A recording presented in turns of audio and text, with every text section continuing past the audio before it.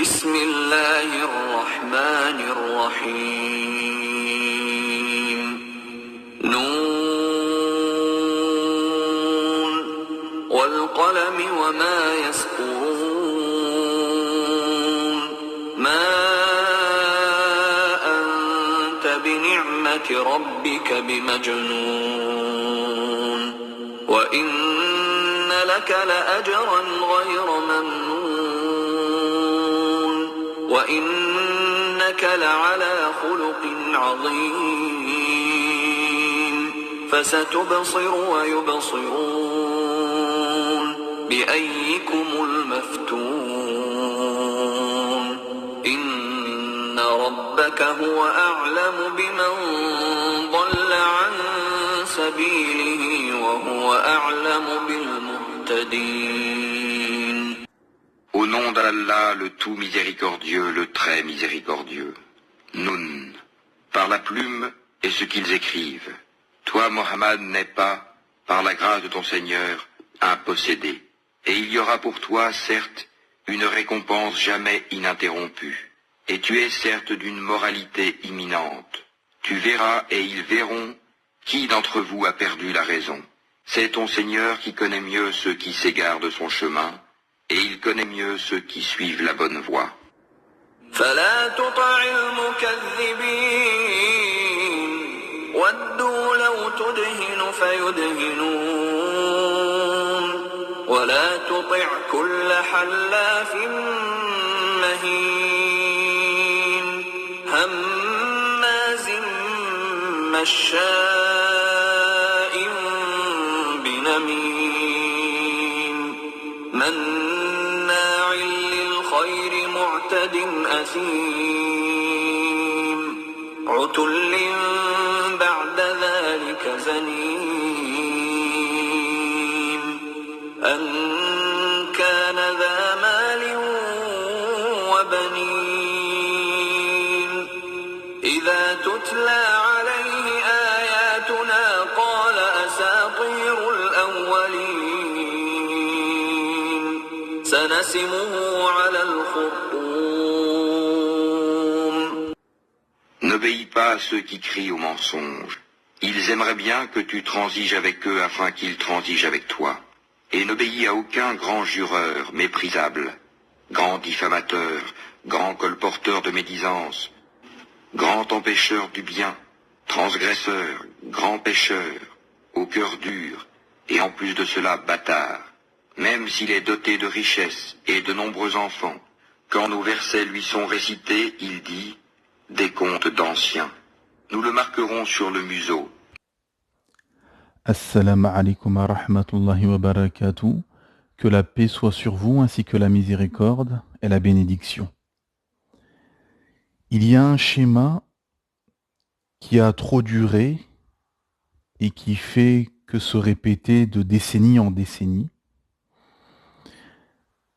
C'est cette prison intellectuelle dans laquelle sont beaucoup trop de musulmans. Car vous savez, mes frères et sœurs, la colonisation des esprits est pire que la colonisation des terres. Parce que même si tu as une indépendance et que ton pays ou ton État est indépendant depuis 60 ans, 50 ans, 70 ans, 80 ans, si tu ne t'es pas libéré intellectuellement et que tu n'as pas pris une indépendance intellectuelle, économique, militaire et politique et religieuse face à l'ancien colon, tu resteras une brebis chétive, tu resteras faible, tu resteras colonisable. Elle est là la terrible réalité. Car si tu es juste colonisé au niveau des terres, le jour où tu récupères ta terre, tu reprends tes affaires, tu rétablis ton système et ta loi et ta religion. Mais comme tu es colonisé intellectuellement et que tu es encore dans les carcans de l'impérialisme colonial et que tu le suis pas à pas, bah tu es pris au piège. Et ce qui est peut-être encore plus dommageable, c'est que les musulmans ont tellement suivi pas à pas l'ex-colon et l'ex-bourreau qu'ils ont été jusqu'à, pas à pas, le suivre jusqu'à chez lui. Et qu'est-ce qui se passe finalement quand on fait le bilan depuis 50, 60 ans que les musulmans en masse sont en Europe et surtout en France? Le bilan est catastrophique. Le bilan est catastrophique car les musulmans sont encore et toujours une sous-catégorie dans des enclaves où seule une personne ayant perdu la raison voudrait y vivre et construire une famille. Euh, une catégorie discriminée, moquée, humiliée, hein, ostracisée, et finalement juste bonne à servir le colon finalement, à servir le maître colon. Hein. C'est ça la terrible réalité, mes frères et sœurs. Et pour se libérer de tout ça, bien évidemment, pour se libérer de cette grave erreur qu'a fait vos parents, en venant dans la gueule du loup, en venant chez son ennemi et chez l'ex-bourreau, pour sortir de tous ces carcans, et de cette humiliation, et de ces discriminations, et ainsi de suite, et d'être dans un épanouissement religieux, d'être dans une évolution islamique intellectuelle, être dans un épanouissement familial, être dans un épanouissement professionnel, être dans un épanouissement au niveau du logement, et ne plus baisser la tête, et ne plus accepter l'inacceptable finalement, et bien comme ce qu'Allah subhanahu wa ta'ala nous ordonne et a ordonné à ses prophètes, c'est l'immigration, c'est la hijra, c'est le départ, c'est l'exode. Parce que, et c'est la leçon qu'on retient finalement dans la hijra du prophète Mohammed sallallahu alayhi wa sallam, dans le départ de Ibrahim alayhi salam qui a quitté sa tribu, dans le départ de Lot alayhi salam quand il a quitté Sodome et Gomorrhe, dans l'exode de Moïse alayhi salam, Moussa, avec son peuple. C'est qu'à un moment donné, malgré que c'était des prophètes, ils étaient là pour montrer l'exemple finalement. Et à un moment donné, en fait, quand tu es dans un système corrompu, dans un système acquis à la cause de Satan, dans un système qui ne veut pas du système divin, quand tu es dans le système du Dieu homme, eh ben tu peux faire ce que tu veux, tu seras combattu petit à petit, hein, petit à petit, quoi qu'il arrive. Et pour se libérer et être dans un épanouissement à tous les niveaux, ça ne passera que par là. Mes frères et sœurs, c'est une réalité. C'est comme le boycott par rapport aux produits israéliens ou américains, comme j'avais tweeté. C'est-à-dire qu'à un moment donné, il faut être cohérent. Il faut sortir des illusions, des fantasmes et des utopies. Vous avez des gens, bien sûr, le boycott est une arme. Alhamdulillah. Et il faut boycotter les ennemis de l'islam, bien évidemment. Mais à un moment donné, il faut aussi de la cohérence. Il faut une stratégie. Et ce qu'avait le prophète Mohammed sallallahu alayhi wa sallam, quand vous étudiez Siyara Nabawiya, c'est que le prophète Mohammed sallallahu alayhi wa sallam, il y a 23 ans de prophétie. Avec des compromissions, avec des alliances, avec des désaveux, avec une stratégie à long terme. Une stratégie à long terme. Et c'est-à-dire qu'en fait, une communauté, un peuple, un pays ne peut pas évoluer quand il est dans l'instantané et dans l'émotion et dans l'impulsion. Ça ne peut pas marcher, ça ne marchera jamais. C'est-à-dire que vous ne pouvez pas dire, et ce qu'on voit souvent sur les réseaux, etc., à des gens, oui, c'est bien, il faut appeler au boycott, je suis d'accord. Mais d'appeler au boycott, mais en même temps de ne pas appeler, aller dans des endroits où ce sera beaucoup plus facile pour boycotter. Pour ceux qui nous suivent sur Twitter, c'est ce que j'avais expliqué. J'avais dit, dire à des gens qui sont plein milieu de Paris, par exemple, entre des produits israéliens, des produits américains, qu'une partie de leur salaire vont dans les impôts français, donc ce qui veut dire par ricochet et indirectement à l'armée française. Et on sait ce que fait l'armée française dans les pays musulmans depuis des décennies. Hein. De dire ça à ces gens qui vivent au milieu de tout ça sans les appeler à quitter ces terres, ça n'a pas de sens et c'est incohérent, mes frères et sœurs. C'est-à-dire qu'en fait, il y a une méthodologie. C'est déjà aller dans des terres d'islam, dans ces terres-là, aller dans les endroits reculés, préservés, et là, vous consommerez localement. Et une fois que vous allez consommer local, là, vous pourrez boycotter le monde facilement. Donc, c'est-à-dire qu'à un moment donné, il faut de la cohérence. Il faut de la cohérence, il faut une stratégie. Hein. Et malheureusement, et le fait de vivre dans ces terres et d'être colonisé par ce système matérialiste occidental, ça fait que beaucoup de musulmans, en fait, ont une mentalité matérialiste. Par exemple, sur le rizq, sur la subsistance. Parmi les attributs d'Allah subhanahu wa ta'ala, il y a Ar-Razzaq, le pourvoyeur, celui qui pourvoit à la subsistance de ses créatures. Et quand vous parlez avec des musulmans, dans le fond, en surface, ils vous disent oui, mon risque dépend que d'Allah subhanahu wa ta'ala, etc., etc.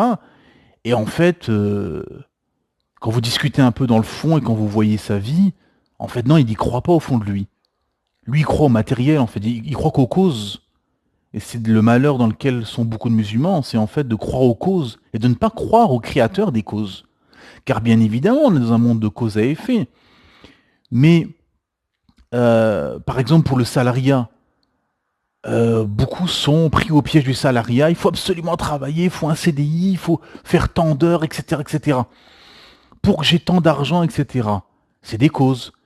Mais ce n'est pas une condition divine. Allah subhanahu wa ta'ala n'a pas conditionné ceci. Il n'y a pas un verset dans le Coran où Allah ta'ala nous dit « Allez travailler pour que je vous ramène votre rizq ». Bien évidemment, il y a des causes. Les prophètes eux-mêmes ont fait des causes. On fait des causes au niveau du commerce, au niveau du travail, etc., etc. Mais ce n'est pas une condition absolue. C'est ça la réalité. Et beaucoup sont pris au piège de ça. Ne croient pas à cet attribut divin, au fond. Et se disent, non, il faut absolument faire ci, il faut absolument faire ça. Se libérer du salariat en étant commerçant, oui. C'est bien. Mais beaucoup n'y croient pas. Beaucoup se disent, non, il faut absolument, je travaille, il faut absolument un CDI, etc. Et en fait, c'est une prison. Et le patronat a compris ceci. A compris qu'il pouvait enfermer les masses et les rendre prisonniers finalement de leur système via le CDI.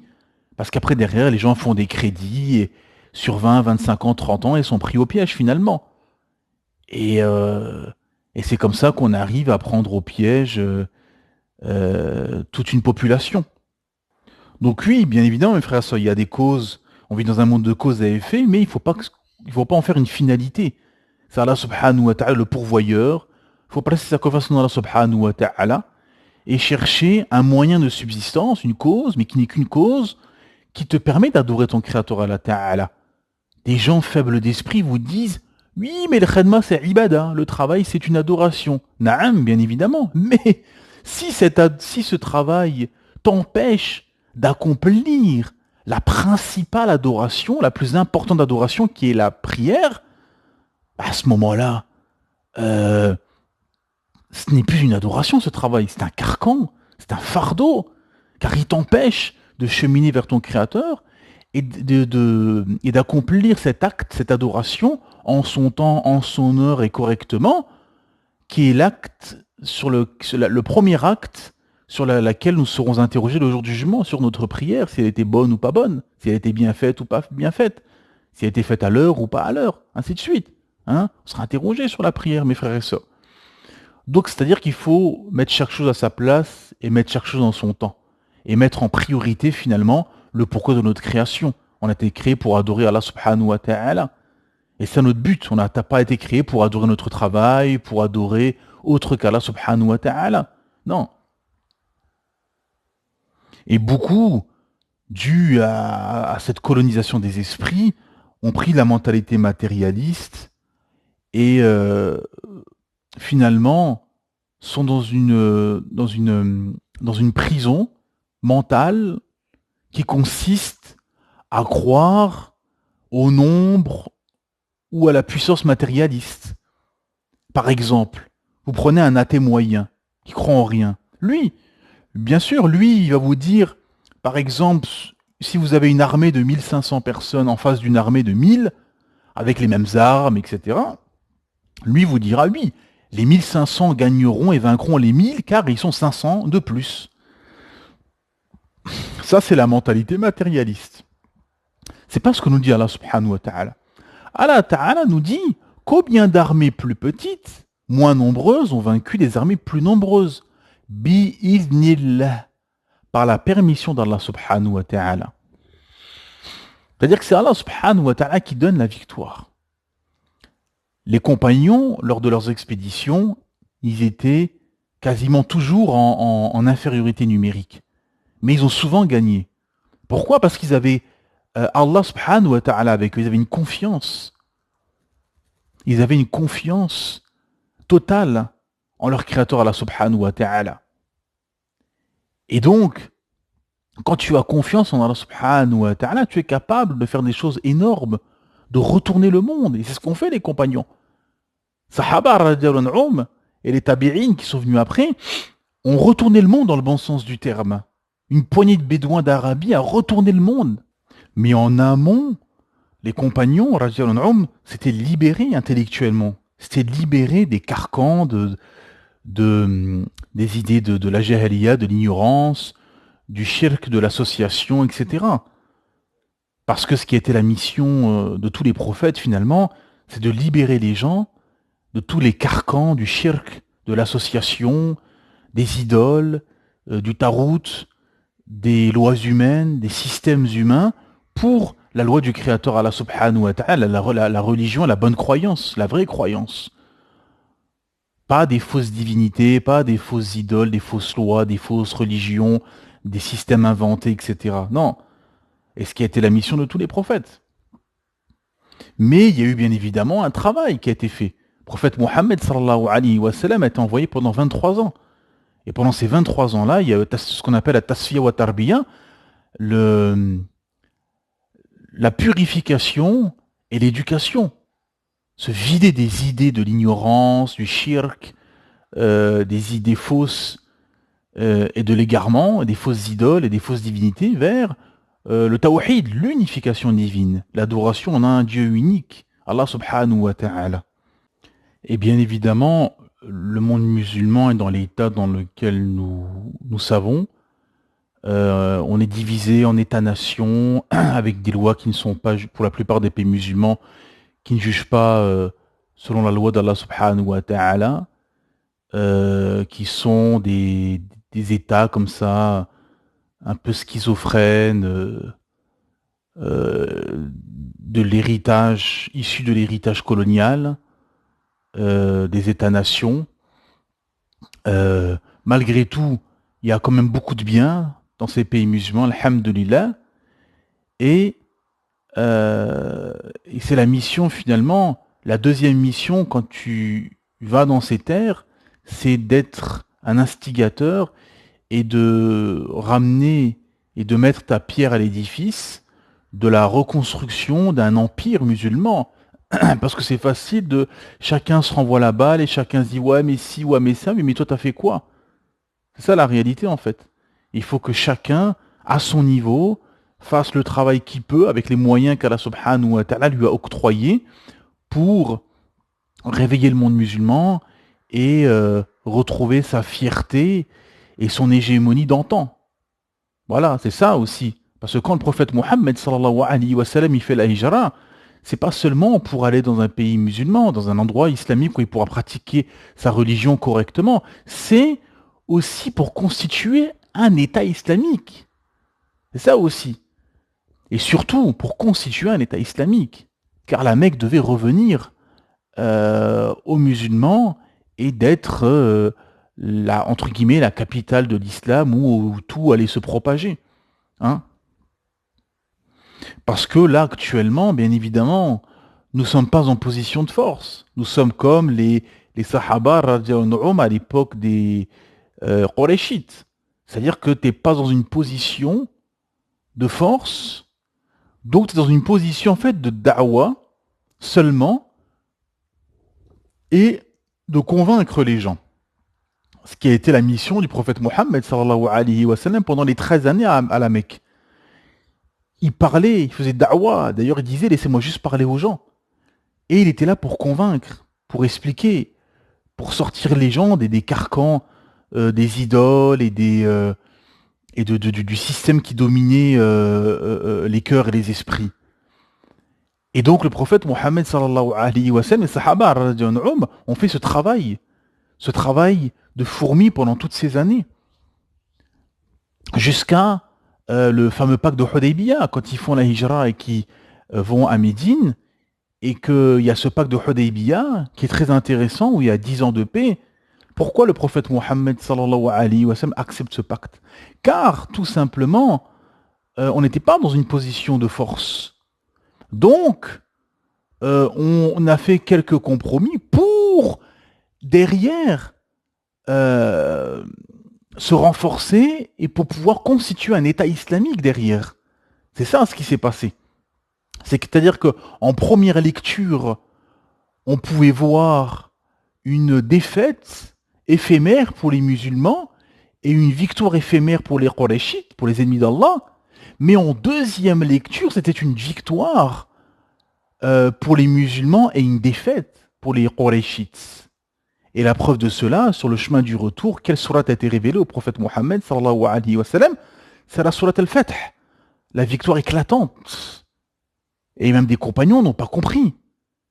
Parce que derrière, il y avait une sagesse, il y avait une profondeur, il y avait une subtilité qui n'était pas accessible pour la plupart des compagnons. Parce que parce que c'est des choses qui sont à long terme.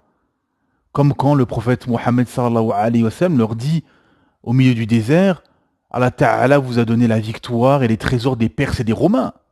Et les Sahaba sont étonnés. Comment est-ce possible alors qu'on n'arrive même pas à battre une petite tribu à côté de nous, les Qurayshites? Mais en fait, c'était juste une question de temps, mes frères et sœurs. Parce que Allah subhanahu wa ta'ala donne la victoire aux sincères, ouvre la porte aux sincères qui veulent élever la parole d'Allah subhanahu wa ta'ala, qui ne sont pas là pour jouer des jeux ou pour satisfaire le maître colon ou pour satisfaire les ennemis de l'islam ou que sais-je. Non, pour ceux qui veulent vraiment que la loi d'Allah subhanahu wa ta'ala soit établie partout dans le monde et que déjà l'empire musulman, l'ancien empire musulman redevienne un empire musulman fort et fier et que la parole d'Allah subhanahu wa ta'ala soit élevée, oui, Allah subhanahu wa ta'ala va t'aider parce qu'Allah ta'ala connaît les injustes, connaît les hypocrites et connaît les sincères. Et pour commencer ce travail et se libérer du colon, c'est déjà fuir ces terres et d'aller dans des terres d'islam où tu pourras pratiquer ta religion, préserver ta foi, préserver la foi de tes enfants, ou alhamdulillah, quand tu vas déposer tes enfants à l'école, on va leur apprendre la langue arabe, on va leur apprendre les piliers de l'islam, les piliers de la foi, comment faire sa prière, etc. On va pas leur parler de singes ou de LGBT ou que sais-je, wal'iyadu billah, ce qui se passe dans les écoles en France ou ailleurs en Europe. Hein. C'est-à-dire que même des gens qui n'ont pas de croyance, qui sont athées, s'offusquent de ça et dénoncent ceci. Il y a des voix qui se lèvent à gauche et à droite pour dénoncer le projet qu'ont les élites malveillantes en Occident. Wal'iyadu billah, donc se sauver avant le drame et réparer cette grave erreur qu'ont fait vos parents, nos parents, d'être venus dans des terres mécréantes qui, eux, ont un objectif parce que, comme disent les savants, en restant chez eux, vous deviendrez comme eux, quoi qu'il arrive, à long terme, coûte que coûte. Parce que c'est une réalité implacable. C'est pour ça que le prophète Mohammed sallallahu alayhi wa sallam nous dit que celui qui vit avec un peuple 40 jours sera comme lui. Alors imaginez-vous pendant des années, et vous êtes éduqués par eux dans leurs écoles, et ainsi de suite. Parce qu'il y a une réalité finalement qu'on vous dira jamais dans les mosquées en France, c'est que tu peux faire ce que tu veux, tu seras jamais chez toi ici. En France ou en Belgique ou en Allemagne ou ailleurs en Europe, vous serez jamais chez vous. Vous serez toujours une sous-catégorie discriminée, combattue, et on vous laissera dire dans les mosquées ce que eux veulent, et, euh, et tout débordement finalement sera une humiliation publique, sera combattu et finira par une expulsion de ce dernier. Et on a une preuve magistrale en ce moment, avec l'actualité qui fait du bruit ces derniers jours, avec cet imam qui parlait des drapeaux. Bien sûr, il subit une injustice à la base, au départ, parce que on sait très bien qu'il parlait des drapeaux, pour ceux qui ont suivi l'affaire, il parlait des drapeaux dans les pays maghrébins, africains, qui ont été instaurés par le maître colon, avec ses États-nations et ses drapeaux colorés pour nous diviser, mettre la haine entre nous, et il avait juste et il avait raison sur ce coup. Mais bien évidemment, on a fait un amalgame entre le drapeau tricolore, on l'a associé au drapeau de la France, etc. Bon, c'est une excuse pour attaquer les musulmans et faire encore le buzz, etc. quoi. Voilà. D'ailleurs, c'est pour ça qu'ils en parlent plus, parce qu'ils ont compris qu'ils ont fait une bourde et qu'ils se sont précipités. Et c'est une humiliation aussi pour eux, parce que, et on le voit souvent, dès qu'il y a une histoire autour des musulmans, des mosquées, etc., bah, ils se précipitent, et ils se précipitent tellement finalement qu'ils se prennent les pieds dans le tapis. Et là, pareil, là on a bien vu que même des ennemis de l'islam ont dit non, ça n'a rien à voir, on sait très bien de quoi ils parlaient des drapeaux dans les pays musulmans, etc. Mais, mais ce qui était intéressant, et ce que j'avais tweeté, c'est que finalement cette affaire montre tout l'échec et l'humiliation des musulmans depuis 40 ans, mes frères et sœurs. On a, premièrement, le fait que tu pourras jamais prêcher chez Quraysh. Et c'est pour ça que les musulmans sont partis. C'est qu'à un moment donné, tu peux pas prêcher chez Quraysh. Parce que ici, comme je l'ai assez souvent dit, en France, vous êtes dans 3 systèmes. Le système du dieu homme, de Pharaon, qui ne tolère pas le système divin. Donc c'est pour ça qu'ils combattent l'islam, parce qu'ils savent très bien que l'islam est un système politico-juridique qui régit tout de A à Z. Vous êtes chez Qawm Lot, à Sodome et Gomorrhe, avec les déviances les plus farfelues, la déchéance, la décadence, les perversions. Et on vote des lois pour autoriser des perversions. Et vous êtes chez Quraysh, le combat idéologique contre l'islam. Et chez eux, vous ne pourrez jamais prêcher tout ce que vous voulez. Et on le voit très bien. Même pour une histoire comme ça de drapeau, on en a fait une affaire d'État. On a quoi dans cette affaire? On a, oui, tous les arabes de service, tous les hypocrites, là, les pseudo-imams ou représentants, entre guillemets, d'associations musulmanes qui représentent personne, qui passent à la télé pour, embrasser les mains du maître colon et faire leur rôle de nègres de maison, hein, ces hypocrites, qu'Allah les dévoile. Et on a quoi dans cette affaire?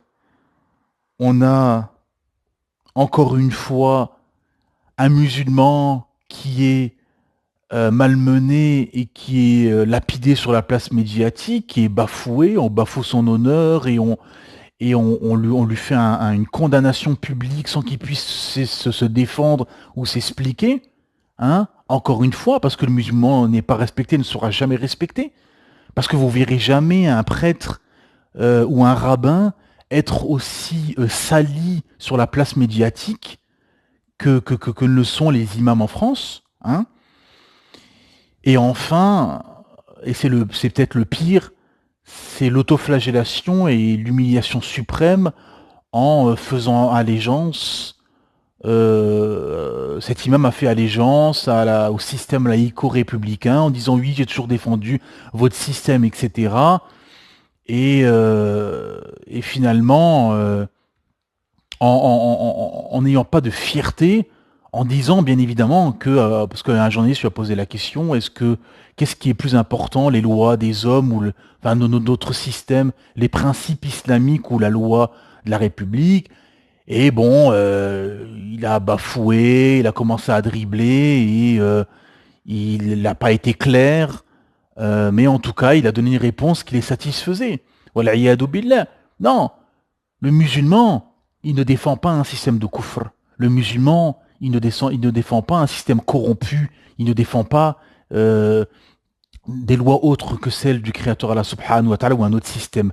Il élève la parole d'Allah, il élève la parole d'Allah, il fait allégeance au système d'Allah subhanahu wa ta'ala, à la loi du Créateur, et il se désavoue de ces systèmes païens, de ces systèmes corrompus, de ces lois humaines, et il le proclame haut et fort, sans ambiguïté.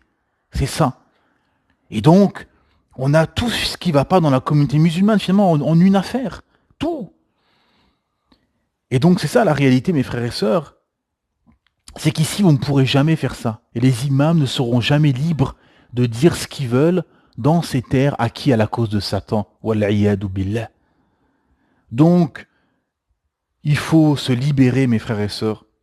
Se libérer des idoles, se libérer du tarout, se libérer des égarés, se libérer des ennemis d'islam jusqu'à nos proches. Car parmi nos proches, et on le sait très bien, et tous, on a des gens qui défendent le tarout, qui défendent les égarés, qui défendent les ennemis d'islam, qui défendent les systèmes humains et qui ont fait le choix de venir vivre dans ces terres et chez le maître colon et d'accepter l'avidissement et d'accepter de se soumettre au système du colon. Wal'iyadu billah. Mais vous, non. Désavouez-vous de ça. Désavouez-vous de tous ces égarés, de ces tawarites, de ces idoles, de ces ennemis de l'islam, de vos proches qui acceptent l'humiliation et l'humiliation suprême, finalement, d'être humilié depuis autant d'années, de subir des discriminations, de subir du racisme, de subir de plus en plus de lois d'exception anti-islam, lois séparatistes, contre la abaya, contre le hijab, contre le niqab, des fermetures de mosquées, d'écoles coraniques pour un oui, pour un non. Arrêtez, désavouez-vous de tout ça, libérez-vous de toute cette humiliation suprême en fuyant ces terres et fuyez finalement et désavouez-vous des gens et de vos proches qui ne suivent pas la voie d'Allah subhanahu wa ta'ala, mais qui suivent la voie du tarout, la voie des shéatines, la voie de leur passion, la voie de l'égarement, wal'iyadu billah. Mais bien évidemment, mes frères et sœurs, ce sera accompagné de sacrifices, ce sera accompagné de solitude, ce sera accompagné de célibat temporaire. Parce que, oui, parfois on est dans des situations, on est dans des endroits où c'est compliqué, où s'engager dans un mariage et faire des enfants, ben, ce n'est pas possible parce que c'est une terre compliquée et on n'est peut-être pas dans une position où on peut aller tout de suite dans telle terre ou tel endroit. Oui, ah ben, il faudra accepter un célibat temporaire, il faudra accepter de ne pas faire d'enfants temporairement, il faudra accepter des solitudes temporaires, il faudra accepter des souffrances temporaires. Pourquoi? Fi sabilillah, pour Allah subhanahu wa ta'ala, pour vous préserver et pour préserver vos éventuels futurs enfants. Parce que nos enfants sont des dépôts et tous ceux qui ont fait des enfants dans ces terres de Koufr et qui aujourd'hui, ces enfants sont des apostats, sont des racailles, sont des diables humains, ah ben leurs parents devront répondre parce que ils sont en partie responsables car ils les ont ramenés dans des terres de Koufr, dans des terres où l'environnement n'est pas propice au cheminement spirituel et n'est pas propice à devenir un serviteur d'Allah, mais plutôt un serviteur du diable et être un outil du mal. Parce que toutes ces racailles qui ont grandi dans ces quartiers où c'est des environnements catastrophiques, où à l'école on leur a enseigné le koufr, finalement, tout était fait pour qu'ils deviennent finalement des outils du mal et des outils du diable et non des serviteurs d'Allah subhanahu wa ta'ala. C'est ça la réalité, mes frères et sœurs. Et c'est ça ce que beaucoup finalement se cachent. Beaucoup de gens se cachent derrière cette réalité terrible et ne veulent pas accepter. Certains l'acceptent, certains sont sincères, se remettent en question et refont marche arrière, car tant que tu es vivant, tu peux toujours rattraper tes erreurs. Et beaucoup finalement sont retournés dans leur terre et sont retournés dans des endroits où ils peuvent pratiquer leur islam, où c'est un environnement propice pour être un outil du bien et être un serviteur d'Allah subhanahu wa ta'ala et de cheminer. Et beaucoup finalement sont des traîtres, des hypocrites, jusqu'à nos mosquées et jusqu'au minbar finalement. C'est pour ça qu'à la khutbah du vendredi, vous avez des prêches qui sont soporifiques, on tourne toujours autour du même sujet, etc. Parce que dans ces terres-là, vous ne serez jamais libre. Vous serez toujours prisonnier dans vos foyers, au travail, n'importe où, jusqu'au minbar. Voilà la réalité finalement. Qu'Allah subhanahu wa ta'ala nous libère, nous facilite une immigration dans un endroit où on pourra adorer notre Créateur Allah subhanahu wa ta'ala et on pourra éduquer nos enfants sur nos valeurs et nos principes islamiques, religieux, et qu'Allah subhanahu wa ta'ala nous facilite, car Allah ta'ala, si tu es sincère, il t'ouvrira des portes et il te donnera ta subsistance par là où tu ne t'y attendais pas, comme lui-même nous le dit, Allah subhanahu wa ta'ala. Mais il faut juste avoir cette confiance, ce qu'ont eu les compagnons. Hein? Quand ils ont immigré, c'était dur, c'était une souffrance, c'était des sacrifices, c'était des humiliations, mais il les a libérés. Comme Allah Ta'ala nous dit qu'il a donné la victoire aux Sahaba à Badr alors qu'ils étaient humiliés. Parce que tu peux être humilié, bafoué, discriminé, combattu et être entouré de lâches, d'hypocrites et de traîtres. Si toi tu es droit et tu es sincère, Allah subhanahu wa ta'ala te libérera. Et pour contribuer finalement, augmenter sa foi et renouveler sa foi et s'éloigner finalement du shirk, de l'hypocrisie et se rapprocher du tawhid, de la sincérité, il y a des stations de foi. Il y a les 5 rendez-vous avec notre Créateur Allah subhanahu wa ta'ala qui sont immanquables par jour. Hein? Où Allah Ta'ala lui-même nous dit, soyez assidus aux prières, et notamment à la prière du matin, la prière de l'après-midi, le fajr et l'asr. Les prières sont des moyens de rapprochement d'Allah subhanahu wa ta'ala. Quand vous vous inclinez dans le ruku' ou dans le sujoud, vous faites tomber vos péchés. Subhanallah. C'est un moyen de rapprochement. Il y a le Jum'a une fois par semaine. Et il y a une station de foi qui va bientôt arriver, qui est le Ramadan, Inch'Allah bi'idhnillah. Et avant ce Ramadan, on a ce mois, le mois de Sha'ban, qui est un mois où le prophète Mohammed sallallahu alayhi wa sallam jeûnait beaucoup pour se rapprocher de son Créateur, Allah subhanahu wa ta'ala. Et c'est un mois justement où, comme je l'ai expliqué dans mes écrits, qu'il faut profiter pour jeûner encore plus. Faites-vous un programme, jeûnez lundi et jeudi, faites plus de prières surérogatoires, plus de lecture du Coran, plus de prières à la mosquée. Éloignez-vous le plus possible des péchés, car la lecture du Coran permet de nettoyer son cœur et de s'éloigner de tout ce qui est immoral et interdit, pour se libérer, alhamdulillah. Et comme les versets ont été récités au début, où Allah subhanahu wa ta'ala nous dit justement, en s'adressant au prophète Mohammed sallallahu alayhi wa sallam, c'est ton Seigneur qui connaît mieux ceux qui s'égarent de son chemin, et il connaît mieux ceux qui suivent la bonne voie. N'obéis pas à ceux qui crient au mensonge, ils aimeraient bien que tu transiges avec eux, afin qu'ils transigent avec toi. Voilà, mes frères et sœurs. C'est-à-dire que, d'un côté, vous avez les koufars, les ennemis d'Allah, ceux qui ont mécru au message divin et qui veulent suivre le système des hommes qui aimeraient bien que vous les suivez dans cet égarement. Et c'est pour ça d'ailleurs que le système fait tout pour ramener l'immigration musulmane et ouvre les portes, ouvre les vannes à l'immigration musulmane et qui veulent que vous restiez chez eux pour vous athéiser, pour vous intégrer à leur système et pour que vous deveniez comme eux à terme C'est pour ça que les savants disent vous deviendrez comme eux, parce que c'est inéluctable. Beaucoup de gens, il y a 20 ans, 30 ans, disaient non, c'est un peu, de l'exagération, etc. Et finalement, aujourd'hui, les gens l'admettent, bien évidemment. C'est qu'à terme, tu peux faire ce que tu veux, de génération en génération, de génération en génération, pardon.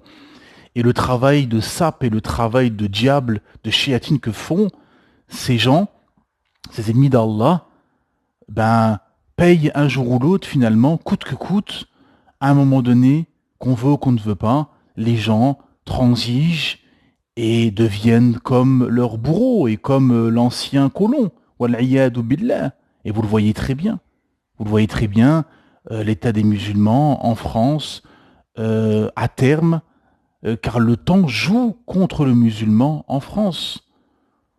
Et que d'un autre côté, les musulmans, parmi vos proches, qui sont des gens hypocrites et malades du cœur, et qui pratiquent un islam entre la culture et les passions, aimeraient, et les bid'a, les innovations religieuses, aimeraient que vous transigez avec eux et que vous rentrez dans leur laxisme et dans leurs errements et leurs égarements. Wal'iyadu billah.